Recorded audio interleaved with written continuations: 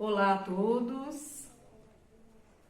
Vamos, em nome do Senhor Jesus, iniciar o estudo do resumão da lição 12.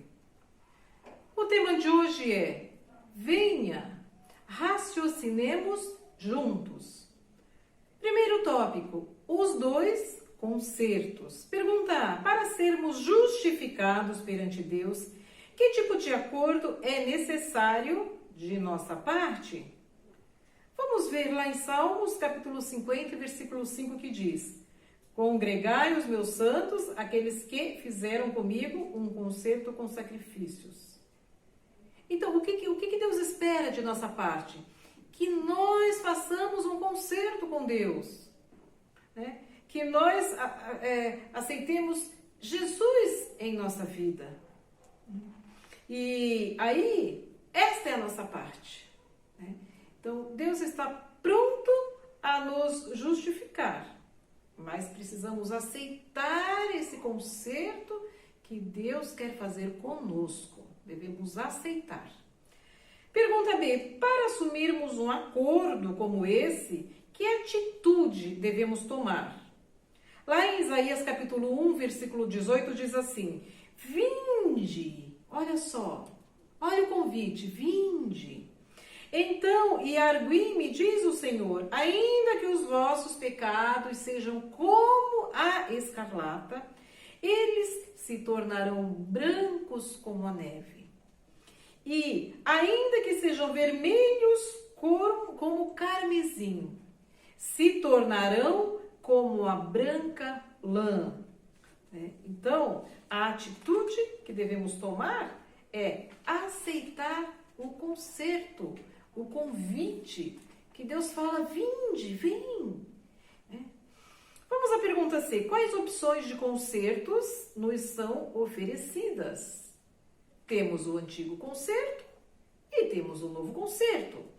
Vamos ver aqui em Hebreus capítulo 8, lá no finalzinho, no versículo 13, que diz: chamando nova esta aliança, então ele tornou antiquada a primeira, e o que se torna antiquado e envelhecido está a ponto de desaparecer. Com a nova aliança, a antiga aliança se tornou antiquada, e a própria Bíblia diz lá em Hebreus: o que é antiquado está a ponto de desaparecer, né? Então, nós hoje temos a opção do novo concerto. E ainda uma parte do pensamento inspirado diz que o novo concerto foi confirmado com melhores promessas. Então, o novo concerto é melhor do que o antigo concerto. As promessas são melhores. A promessa de perdão dos pecados e da graça de Deus para renovar o coração e harmonizá-lo com os princípios da lei de Deus. Então, no novo concerto, a lei está escrita em nossos corações. E nós, então, temos a possibilidade de perdão dos nossos pecados, se assim nós aceitarmos. Segundo tópico: por que é necessário um concerto? Aqui é uma pergunta. Vamos então a perguntar: o que nos separa da comunhão com o nosso Criador? Lá em Isaías, no capítulo 59, do versículo 2, está bem clara a resposta. O que é que nos separa? Vamos ver? Mas as vossas iniquidades fazem divisão entre vós e o vosso Deus, e os vossos pecados encobrem o seu rosto de vós, para que não vos ouça. Então, o que nos separa da comunhão com Deus são os nossos pecados. Separa, uma separação, uma divisão. E a segunda parte diz: o que merecemos? Lá em Gênesis, no capítulo 2, no versículo 17, né? Quando Eva e Adão comeram do fruto proibido, ali já tinha sido avisado a eles: olha, no dia que vocês comerem, vocês morrerão. E eles comeram. Então, nós, como descendência de Abraão, merecemos a morte. Nós nascemos no pecado já nascemos condenados a morrer.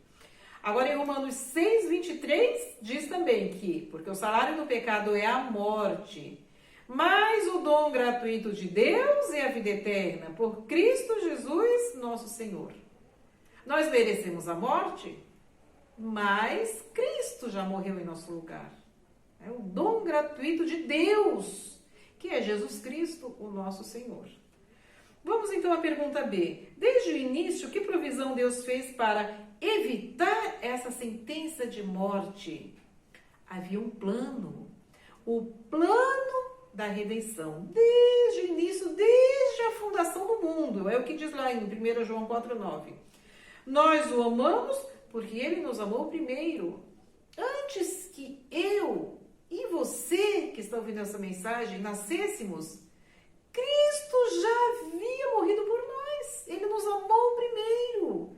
Antes de nós sermos gerados, antes de nós nascermos, Cristo já nos amava, Cristo já havia morrido por nós.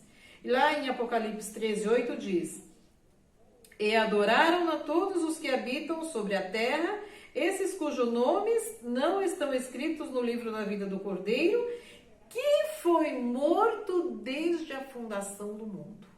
Então, o plano da redenção já havia antes de Eva e Adão caírem em pecado.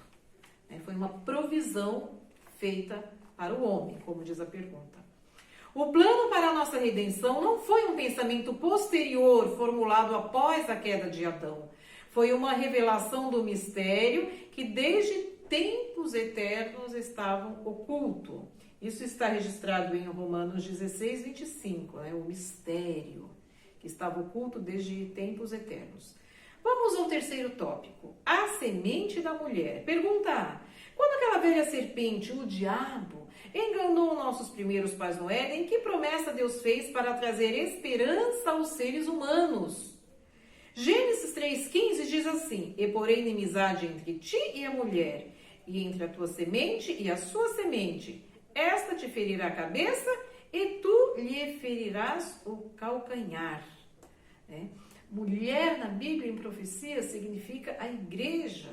E a semente, como nós vamos ver na próxima pergunta, lá em Gálatas, a semente quer dizer Cristo, Cristo, a posteridade, que é Cristo, a semente.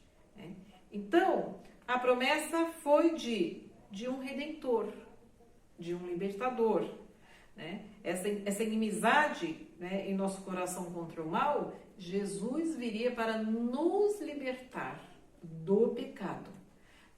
Então, Cristo representando ali a mulher, representado pela mulher, que Cristo é a mulher que representa a igreja, e a semente, Cristo foi ferido no calcanhar. Alguém que é ferido no calcanhar se torna uma ferida mortal? Por via de regra, não. Então, Cristo foi morto, mas ele ressuscitou. Cristo é a semente. E Satanás? Aqui diz o texto, e esta te ferirá a cabeça. Na cabeça é uma chaga mortal. Uma pancada, uma ferida na cabeça se torna uma chaga mortal porque a cabeça controla todo o corpo. Então, Satanás foi ferido com uma ferida de morte. O tempo de misericórdia para Satanás já se encerrou. Vamos à pergunta B. Quem é essa semente da mulher? Lá em Gênesis 22:18 diz: E em tua semente serão benditas todas as nações da terra, porquanto obedeceste a minha voz. Essas palavras foram dirigidas a Abraão. Agora vamos analisar o texto de Gálatas 3, versos 8 e 16, que diz assim: Ora, tendo a Escritura previsto que Deus havia de justificar pela fé os gentios, anunciou primeiro o evangelho a Abraão. Como já vimos dizendo, todas as nações serão benditas em ti. Agora vamos ver aqui, quem é essa semente da mulher. O versículo 16. Ora, as promessas foram feitas a Abraão e a sua posteridade. Não diz e as posteridades, como falando de muitas, mas como de uma só. Está no singular, uma posteridade. E aqui está a resposta. E a tua posteridade, que é Cristo. Então, aqui responde a pergunta. Então, Cristo é a semente, está no singular. Pergunta-se, uma vez que Abraão não confiou em nenhum outro além de Cristo para o perdão dos pecados, no que esse tipo de fé resultou? Lá em Gênesis capítulo 3, lá no início, no versículo 6, diz assim: é o caso de Abraão que creu em Deus e isto lhe foi imputado como justiça. Então, Abraão foi justificado pela fé, né? E lá na segunda parte do versículo 8 diz assim: todas as nações serão benditas em ti. Todas as nações. Então, através de Abraão, né, houve uma bênção para todas as nações por conta da fé de Abraão. Olha só no que resultou esta fé, né? Porque a pergunta diz: Abraão não confiou em nenhum outro além de Cristo. Abraão entendeu que somente Cristo que poderia dar o perdão para os pecados. E por isso lhe foi imputado como justiça. Ele foi justificado pela fé, né? Foi o resultado. Vamos ver então, agora, o quarto tópico diz: a confirmação do concerto. A pergunta diz: embora esse concerto tenha sido firmado com Adão e renovado com Abraão, quando poderia ser confirmado e, portanto, chamado de novo concerto ou segundo concerto? Lá em Hebreus 9,16 está bem claro. Porque onde há testamento, necessário é que intervenha a morte do testador. Para um testamento entrar em vigor efetivamente, aquele que fez o testamento, o testador, ele precisa morrer para que se abra o testamento, se faça a partilha, né? Então, a nota diz o início: se bem que esse concerto houvesse sido feito com Adão e renovado com Abraão, não podia ser confirmado antes da morte de Cristo. Então, somente quando Cristo morreu que realmente o novo concerto foi confirmado. Houve a confirmação do concerto com a morte de Cristo. Pergunta B: se esse concerto não foi confirmado até a morte de Cristo, como se aplica aos filhos do Rei Celestial que viveram antes da cruz? Olha lá em Hebreus 6, no versículo 13, diz assim: quando Deus fez a sua promessa a Abraão, por não haver ninguém superior por quem jurar, jurou por si mesmo. Então ali havia uma promessa, né, que Deus fez.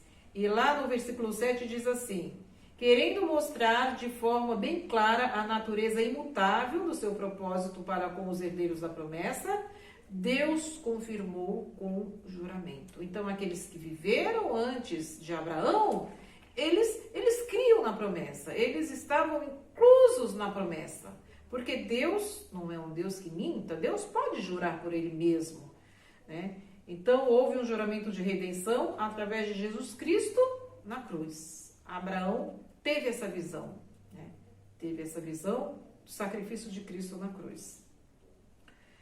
Pelo que, querendo Deus mostrar mais abundantemente a imutabilidade do seu conselho aos herdeiros da promessa, se interpôs com o juramento.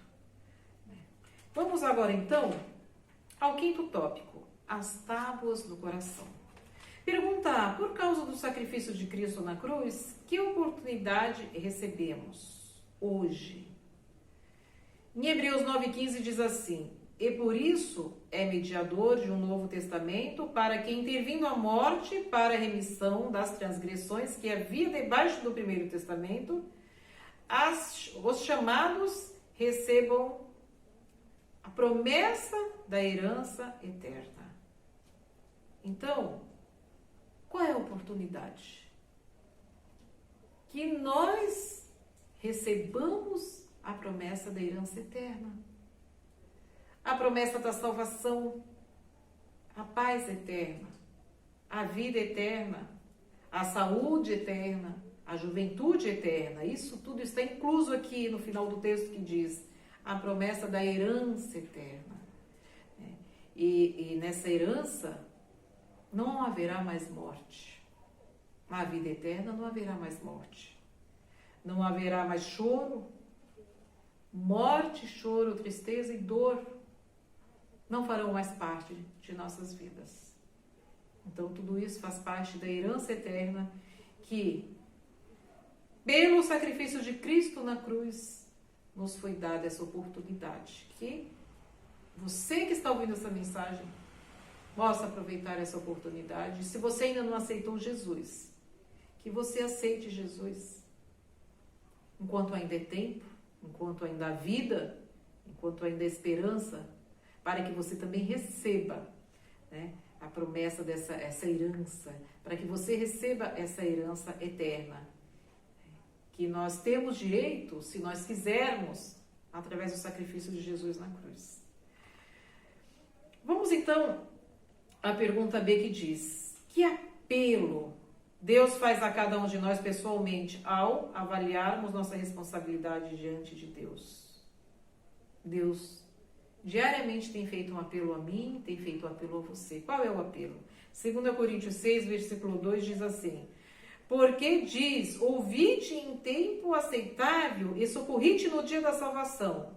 Eis aqui agora o tempo aceitável. Eis aqui agora o dia da salvação. Então, qual é o dia da salvação? Qual é o apelo? Hoje, se ouvirdes a sua voz, não endureçais os vossos corações. Esse é o apelo que Deus faz a mim, que Deus faz a você que está ouvindo essa mensagem. Né? Que nós aceitemos a justiça de Cristo, que nós guardemos a sua lei em nossos corações. Que o Espírito Santo possa permanecer com todos. Bons estudos da lição.